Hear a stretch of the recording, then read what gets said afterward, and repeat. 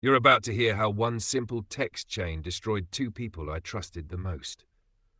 My wife and my best friend were texting, laughing, flirting, and crossing lines I never thought they would. But instead of screaming or breaking down, I acted quickly, silently, and watched as their carefully hidden secrets came crashing down. By the end, both of them were humiliated, and I walked away calm, collected, and in control. It started on a Tuesday evening. I was sitting on the couch, scrolling through my phone while my wife, Rachel, was in the kitchen. I noticed a message pop up on her phone while she left it charging near the counter. It was from my best friend, Mike. I froze. Something about the tone of the message, playful, intimate, immediately set off alarms. At first, I tried to convince myself I was imagining things. Maybe it was an innocent joke, but curiosity got the better of me. When she went to take a shower, I quietly picked up her phone. Her messages to Mike were worse than I imagined.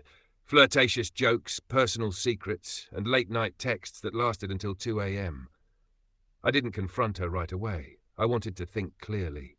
I knew I needed proof, and I knew I needed to act strategically. The next day, I went to Mike's place under the pretense of grabbing some tools we had borrowed for a home project. He greeted me with his usual smile, unaware that I already knew everything. I kept my cool, chatted casually, and left within 30 minutes, pretending nothing was wrong.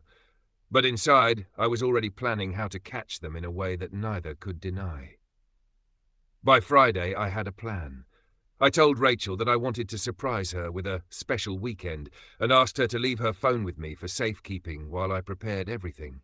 She hesitated, but handed it over, assuming I just wanted to prevent interruptions. Once she left the house to run errands, I sent a single text from her phone to Mike. "Meet me at the park in 30 minutes. Don't be late."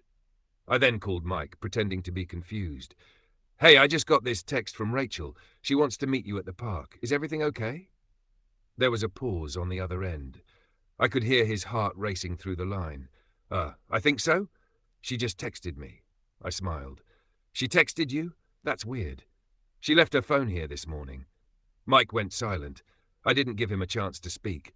"I guess you better explain that in person," I said softly, hanging up. Meanwhile, Rachel returned home. I told her calmly that Mike wanted to meet her at the park. She was confused, worried.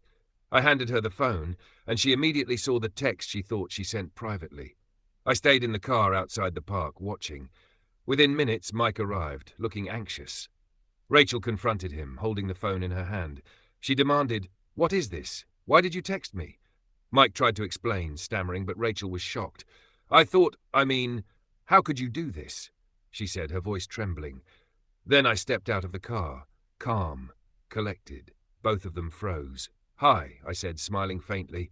"I guess now we can all be honest." Their faces turned white. They looked at each other, then at me. I didn't need to say more. The phone, the text, the timing. It all spoke for itself. Rachel started crying, realizing she had been caught red-handed. Mike kept apologizing, but it sounded hollow. I didn't yell. I didn't humiliate them publicly. I let the situation speak for itself, and it did. By the end of that afternoon, both of them were embarrassed, ashamed, and silent. Rachel left for her mother's house, and Mike avoided me completely for weeks. I went home, locked the doors, and finally felt the weight of betrayal lift from my chest. I didn't destroy either of them with words. I didn't post anything online. I simply acted quickly, calmly, and let their own actions expose the truth. Sometimes the most powerful revenge isn't about anger. It's about patience, strategy, and timing.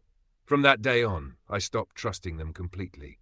Rachel tried to apologize later, but the trust was gone. Mike never spoke to me the same way. And me? I walked away with clarity, knowing I had handled betrayal the way it deserved. Quietly, firmly, and with dignity. If you liked the video, please subscribe and turn on notifications.